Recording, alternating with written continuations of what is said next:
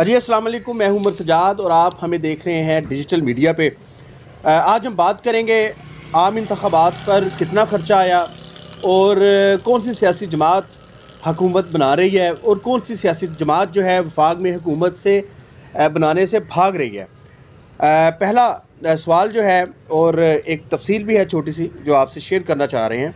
आम इंतखाबात में कितना ख़र्चा हुआ, होश उड़ा देने वाले हिंसे जो हैं वो सामने आए हैं। इलेक्शन पर 1 खरब 52 अरब 65 करोड़ और 91 लाख रुपए ख़र्चा जो है वो किया गया है। इलेक्शन कमीशन की जानिब से 48 अरब रुपया ख़र्चा किया गया। उम्मीदवारों की जानिब से जो है इंतखाबी मुहिम चलाने के लिए 1 खरब 95 करोड़ 20 लाख रुपए खर्च किए गए। मुल्क भर में 6 करोड़ 5 लाख 212 वोटर्स ने वोट जो हैं वो डाले हैं। अगर फ़ी वोटर्स की बात की जाए तो फ़ी वोटर जो है उस पर जो ख़र्चा किया गया इलेक्शन कमीशन की जानिब से 2522 रुपये जो है वो 2024 के इलेक्शन में ख़र्चा किया गया है। इसी पे हम बात करेंगे। हमारे साथ सियासी कशमकश पर खसूसी नज़र रखने वाले भट्टी साहब, इतना ख़र्चा आ गया और फिर धांधली का शोर है, मैनेजमेंट सिस्टम भी ख़राब हुआ, ये फिर क्या हुआ? बहुत शुक्रिया उमर साहब, आपने मैं टाइम दिया और वेलकम बैक। आप हमारे आज व्लॉग में शामिल हुए। आप इस्लामाबाद थे और सबसे बड़ी बात उमर साहब ये है कि पाकिस्तान की तारीख़ में सबसे महंगा तरीन ये 2024 वाला इलेक्शन साबित हुआ है। 49 अरब और 65 करोड़ के लगभग जो इन्होंने ये ख़र्चा किया है और एक मशीन जो तैयार की गई थी कि ये रिज़ल्ट हमें जल्दी देगी, सॉफ्टवेयर जो पूरा उन्होंने सेटअप जो बनाया हुआ था वो फेल हुआ। इंटरनेट बंद किया गया। धांधली का शोर शराबा तो उमर साहब फिर चलना ही था। जब आपके निज़ाम बैठ जाएगा, जब आपके सिस्टम बैठ जाएगा तो फिर साफ ज़ाहिर है जब चीज़ें बैठेंगी तो सवाल निशान तो उठेंगे ना जी। जब चीज़ें बैठेंगी फिर सियासी जमातों के कारकुनान एहतजाज के लिए भी उठेंगे। हाँ। तो पाकिस्तान की तारीख का सबसे महंगा तरीन, इतना खर्चा करने के बावजूद ये रिज़ल्ट टाइम पे अनाउंस ना कर सके। जो इलेक्शन कवरेज थी वो पूरी जो है वो डिस्टर्ब हुई। इंटरनेट बंद होने की वजह से, मोबाइल सर्विस बंद होने की वजह से तरसील का सिस्टम तबाह हुआ। तो इस हवाला से ये सवाल निशान उठ गया इलेक्शन कमीशन के ऊपर भी। और जो जमातें जो जीती हैं वो भी धांधली का शोर मचा रही हैं, जो हारी हैं वो भी धांधली का शोर मचा रही हैं। तो ये क्या अजीब सा निज़ाम जो हो गया है। तो होश के नाखन लाने चाहिए इनको कि हर दफ़ा ऐसे शोर शराबा तो ऐसे निज़ाम कैसे चलेगा जी। हर दफ़ा सवाल निशान बनेंगे इलेक्शन, हर दफ़ा ये इंटरनेट बंद करना और ये सहूलियात जो है जो पूरी होती है मैनेजमेंट सिस्टम को जो है वो सुस्त रवि का शिकार करने के बाद। इसी तरह RTS सिस्टम जो है 2018 में जो उसके साथ किया गया आपको भी पता है। जी बिल्कुल, आम आदमी भी जानता है। चलें जी, दूसरा सवाल वफाक में लतीफ़ साहब से बात कर लेते हैं। कौन हुकूमत बनाने जा रहा है? दीगर सियासी जमातें हुकूमत बनाने से भाग रही हैं। आप क्या समझते हैं कि कौन सी सियासी जमात जो है ऐसा जो है ये सेज जिस पर कांटे हैं उस पर बैठेगी? उमर सज्जाद साहब शुक्रिया।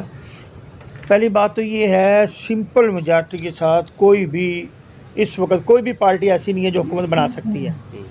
आज तक जो फिगर आए हैं उसमें 18 सीट अपना नून लीग और 92 या 93 अपना उसकी PTI और 54 अपना पीपल पार्टी की। ये देखें, ये कोई भी फिगर पूरा नहीं करती।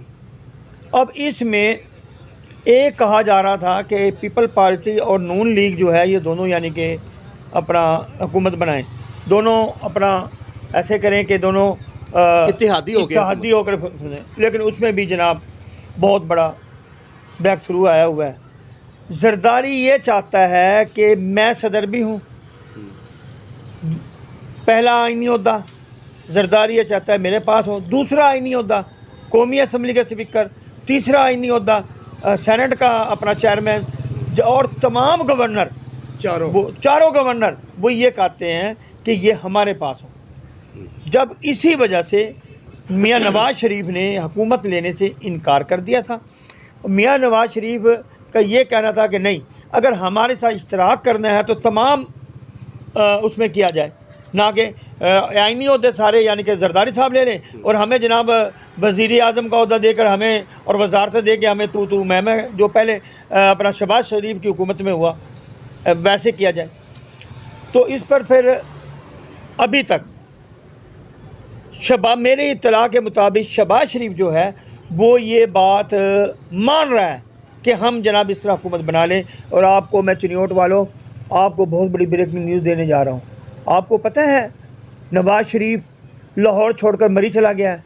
मौसम अच्छा है, एहतजाजन गया है, मौसम अच्छा है। उमर सज्जाद साहब अच्छा ये भी वो ये कह गया अल्लाह फड़ो जो मर्जी करो जाओ मैं तो आ चल रहा बर्फबारी हो रही है ना एंजॉय करने के, बर्फबारी ये भी बात आई है सामने कि नवाज शरीफ साहब जो हैं उन्हें उनकी तबीयत भी जो है वो नासाज है। ओ भाई कोई नासाज नहीं है, कुछ नहीं है, बात सुनो, नाराज होकर गए हैं।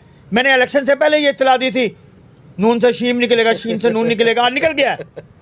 नवाज शरीफ भी निकल गए। फिर नवाज शरीफ जनाब नाराज होकर इस वक्त मरी बैठा है। बनी गाला को देख रहे हैं वहाँ से, कुछ भी नहीं देख रहा वो। हाँ। वो ये देख रहा है जब उसने शहबाज शरीफ को ये कहा है ओ भाई इसमें तो हमारी बदनामगी है, जो थोड़ी बहुत हमारी इज्जत रहेगी वो भी ख़त्म हो जाएगी।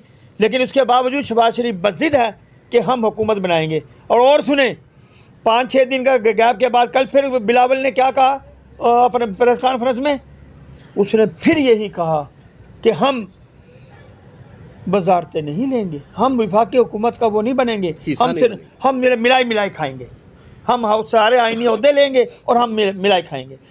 एक और करें एक बात और ये कि अब जो उनका कल जो इजलास में उनका मामला तय हुए ना, उसमें पहले था वो 2.5 यानी कि साल जो है वो पहला चिनौर नून लीग गुजारेगी और दूसरा चिनौर जो पीपल्स पार्टी गुजारेगी 5 साल चद्दी अब हुआ क्या है कि रात जो इनके सारे मामला चले उसके ऊपर उन्होंने कहा ये 3 साल हम करेंगे, बाकी 2 साल आपको मिलेंगे, आप वजारतें लेंगे साहब ना ये। अच्छा फिर आपसे 1 मिनट उमर साहब, ये फिर सोशल मीडिया की बात करने लगे। उमर साहब एक पॉइंट वो बाद में करना, पहले बात सुनो।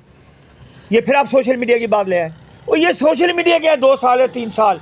बिलावल ने रात 10:30 बजे जो प्रेस कॉन्फ्रेंस की है उसमें इसने कहा नहीं हम वफाकी हुकूमत का नहीं बनेंगे, हम सिर्फ गवर्नर लेंगे, अपना सदर लेंगे और हम आईने होते हम अपने पास लेंगे। आप पता नहीं ये सोशल उसके ऊपर नून लीग नहीं मारे। ओ भाई आप नहीं मानेंगे। ओहो ये तो मैंने कहा है ना, बड़ा अहम ये तो मैंने कहा है, आप बता दूं जी। हाँ जी। और अपने देखने वाले जो हैं उन्हें भी बता दूं कि कोई भी सियासी जमात का ओहदेदार जो वज़ीर आज़म बनने की ख्वाहिश रखता था वो इसलिए हुकूमत में नहीं आ रहे कि आइंदा आने वाले महीनों में IMF को अरबों रुपए की किस्त देनी है। बजट भी आ रहा है बीच में, ये भी मसला है ना। नहीं बजट भी तो आ रहा है ना, पहले बजट देना उसके बाद किस्त भी देनी है उमर साहब। ये तो मामला यार आप लोगों की मैं कम नॉलेज पे बड़ा परेशान रखता। चले आप एक किस्त नहीं देनी और खरबों रुपया देना है, ऐसे ही है। एक IMF को नहीं देनी हो भाई, और भी बहुत है, और चेक करेंगे तो आपको 1 साल के अंदर अंदर इन्होंने जो पीछे ये होता रहा ना ये सब कुछ इन्होंने अदा करना है। और सुनो चिन्योट वालों और पाकिस्तान वालों सुन लो, बिजली और गैस को हाथ लगाना मना हो जाएगा। आपको ऐसे हाथ भी लगाओगे ना वो भी करंट लगेगा, आपको गैस से भी करंट लगेगा।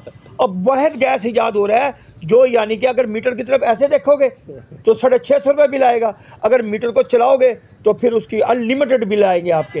ये बिल्कुल भट्टी साहब ठीक फरमा रहे हैं। बिल्कुल मेरे बहुत सारे इस्लामाबाद में दोस्त थे जिनसे मैं मिला हूँ तो मुझे पूछ रहे थे कि ਤੁਹਾਡਾ बिल कितना आया। मैं कह रहा साडा तो बिल बड़ा घट आया। वो मुझे बता रहे थे कि नॉर्मल घरों के बिल जो हैं वो 20-20, 25-25 हज़ार रुपये आ रहे हैं। तो आप माशी हालात देख लें कि हमारे मुल्क में माशी हालात कितने दिन ब दिन बिगड़ते जा रहे हैं। चले खैर जी, ये आज की हमारी बातें थी जो आप तक हम पहुंचाना चाह रहे थे। हमें इजाज़त दें, इंशाल्लाह नई बातें और अपनी लोकल बातें लेकर आपकी खिदमत में जल्दी हाज़िर होते हैं। हमें इजाज़त दें, अल्लाह हाफिज़।